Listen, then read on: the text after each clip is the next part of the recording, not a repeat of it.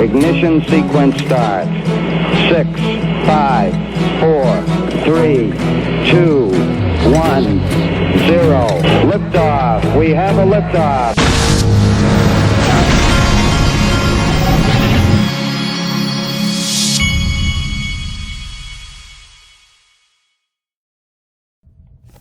Hey everybody, this is the Digital Asset Investor, and I've started seeing people that are going to the proper party. I've started to see them post their photos, and I showed you XRP Darren's, and so I put this up because I want people to use that hashtag the proper party 929 so I can see some of your photos, and I'll show them on the channel. And yes, y'all are going to have a ball. Here is XRP Bart. I guess I'm assuming this is his wife. They are in the Virgin Atlantic Club Lounge waiting to board. New York City and Ripple Proper Party, here we come. See y'all there representing the UK. We love our UK friends. And here is Francis Bovine Swift, the road to the proper party. Terminal 3, Phoenix, boarding in a few minutes, red-eye flight via Boston. And then this guy just shows you his feet on the way to the proper party. So it looks like they are all headed that way. Here's the speculation. I'll go ahead and tell you. I don't think any of these things happen. I think that you're just going to see a great party with more than one A-list performance. And I wouldn't be surprised if you didn't see, when you're there, I wouldn't be surprised if you didn't see some celebrity type people too. That wouldn't surprise me at all, because I know for a fact that there are many celebrities that are in the XRP community that stay quiet. All right, but this is the kind of stuff that I've been seeing. Ripple victory party speculation. What kind of announcement awaits a settlement, IPO, major partnerships with trillion-dollar banks or Swift, XRP futures? Share your guess in the comments. I don't think any of the above are going to happen. I think they're just going to have a good time, and I think whoever's there is going to have a good time too. All right.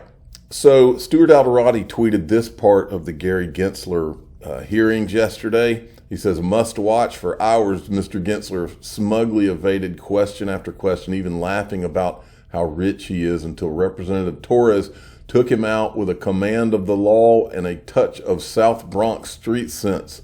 Gensler didn't know what hit him until it was too late. I go to MIT. Thank you, Mr. Chair. Mr. Gensler, good morning.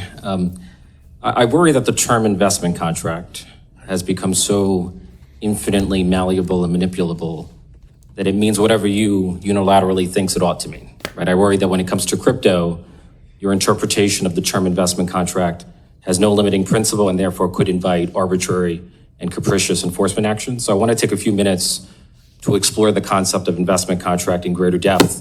And I want to start with an obvious definitional question. We know that an investment contract requires an investment. Does an investment contract require a contract? Something about this definition, I will quote Thurgood Marshall: Congress painted with a broad brush. And when Marshall said that, he was writing the law of the land. So we follow this Howey test and how not just Marshall, but other courts interpreted it. And it has a four components. I did not go to MIT, but in the Bronx, if I ask whether an investment contract includes a contract, the answer is typically yes or no. So, actually, sir, under the Supreme Court law of the land, they do not write that in. They say it's an investment of money in a common enterprise, and you're anticipating profits based on the efforts of others. So I took an oath to follow the law of the land, and that's the Supreme Court law of the land. So in Howey, the Supreme Court refers to an investment contract as a contract, scheme, or transaction. That was the terminology that I saw in the case. And as far as I can tell, there's nothing in the Supreme Court's jurisprudence that suggests that a scheme or transaction means the absence of a contract. And so by way of illustration, consider the landmark case of SEC versus Howey. In the Howey case, there was not a single contract, but there were two contracts. A land sales contract with the Howey company and a service contract with Howey in the Hills. And the court found that the combination of those two contracts, the total scheme, the total transaction, the total economic reality, was constitutive of an investment contract. And so a scheme or a transaction does not mean the absence of any contract at all. It means, as it did in Howey, a multiplicity of contracts. In August, there were 6 law professors from law schools as preeminent as Yale who came to the following conclusion, quote, "No decision of the Supreme Court has ever found that a scheme that does not involve a contract could qualify as an investment contract." And so do you disagree with that statement? And if so, could you please cite a decision of the Supreme Court that has found an investment contract in the absence of an actual contract? The SEC has been in front of multiple courts, and investment contract has been... What's the name of the case, Mr. Gensler? The Supreme Court case that has found an investment contract in the absence of an actual contract. Do you have the name? Can you cite a case?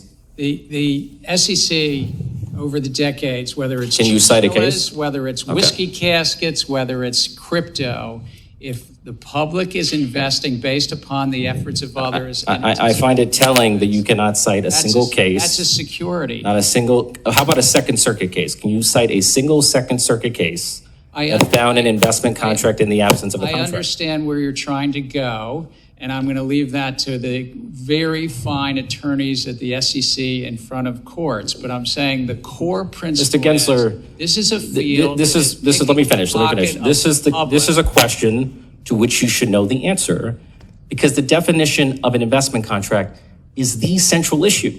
That's what determines the extent of your authority. That's what determines the applicability of federal securities law to crypto transactions. And your inability to answer that question is baffling to me. I'm answering it consistent with... In my part of the world, we call this someone making you look like a horse's ass. Supreme Court has said, which is the law of the land, is a 4-part test. And yet you cannot cite a single case to support your argument. Howey, it's called Reeves, it's called many cases at the Supreme Court, sir. 8 or 9 times it's been affirmed by the... Can I ask, suppose I were to purchase a Pokemon card, would doing so constitute a security transaction? You could purchase a Pokemon card. I don't know what the context is, but if you're just purchasing a Pokemon card... If I purchase a Pokemon card, is that a security transaction? That's not a security. Okay.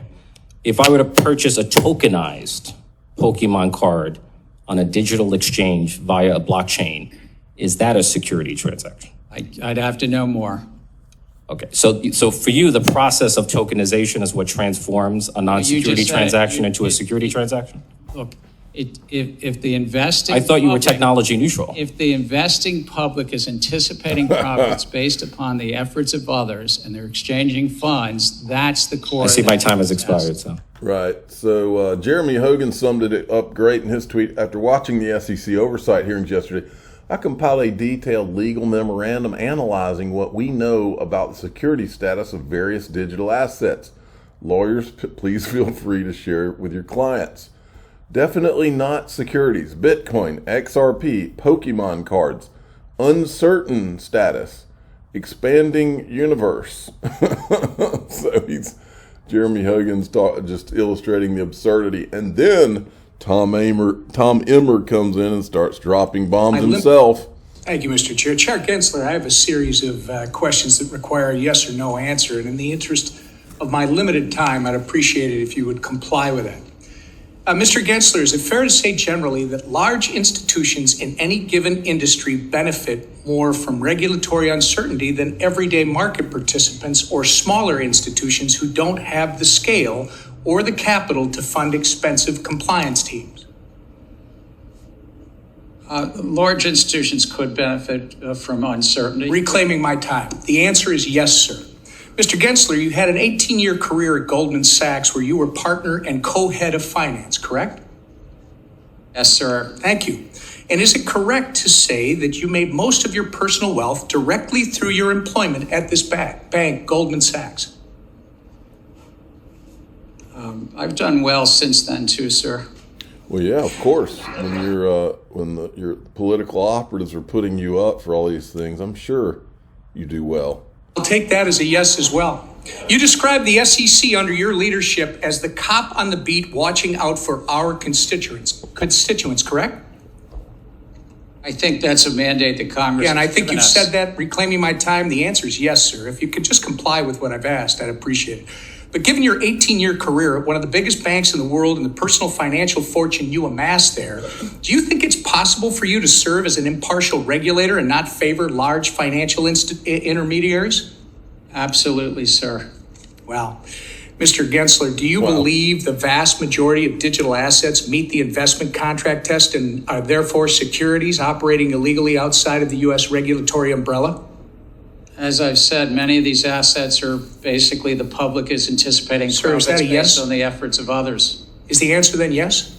Again, without prejudging anyone, I do think that the significant Reclaiming my majority time. are I'll take it as a investment yes. And to be contracts. clear, sir, this perspective has nothing to do with a concern you noted in a speech last year where you said, quote, "Over the past year, several bank executives have shared their concerns with me about the sheer number of depositors who have moved money from their bank accounts into crypto-related exchanges and wallets," end quote. Right? The concern that those bank executives raised was that there's Again, I'm reclaiming my time, customers sir. were getting No, hurt. I've asked you to answer the questions as short as I can so I can use the time I have, and it's clear that you would like to avoid answering the questions, in my opinion. An Obama-appointed judge in the Southern District of New York, a bank-friendly jurisdiction where you bring most of your cases, recently found that decentralized financial technology, quote, "not only removes the so-called middlemen from these transactions, but it also allows users to interact through a variety of methods in an easy and efficient manner," end quote. The court also said underwriters like the ones at banks where you work, sir, are, quote, precisely the types of individual roles that decentralized exchanges were designed to eliminate, end quote. Mr. Gensler, can you assure this committee that your style of regulation by harassment towards digital asset innovation is to the benefit of every American and not driven by your desires to protect industry incumbents? This is a field that's rife with fraud and manipulation, and I'm looking out for the American investors who've been hurt by the you crypto. looked after us. I'll reclaim my time. Mr. Scammers. Gensler, despite your years of rhetoric, like today, I'm convinced you are not an impartial regulator. Instead, it's clear that you are working to consolidate your own power, even though it means crushing opportunities for everyday Americans and, frankly, the financial future of this country. Even the federal courts are highlighting the damage you, sir, are doing to our constituents, and they're telling you that you don't have the legal authority to accomplish your goal of squashing competition in the financial markets. Congress has been telling you that too. Now, Mr. Gensler, I believe our great financial system is the definition of freedom in this country. And congressional policies must provide room for the traditional financial system to evolve alongside the disruptive digital asset ecosystem. That said, it cannot be understated that a common theme throughout your career, sir, is your relentless loyalty to the largest financial institutions at the clear expense of innovation, competition, and everyday Americans. I yield back. I suspect some large financial institutions would not agree with that. There's no question, sir. I've yielded back my time. He is one. Gary Gensler is one arrogant, smug. I mean, this guy deserves everything he gets, and these guys need to quit all this talk. Offense is the only way you're getting. Oh, if you watch when Representative Donaldson talks, Gary's scared. That's where you focus. Right there.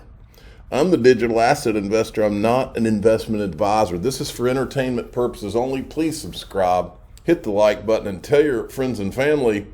All you have to do is go watch A Christmas Story, and Ralphie shows you how to handle bullies.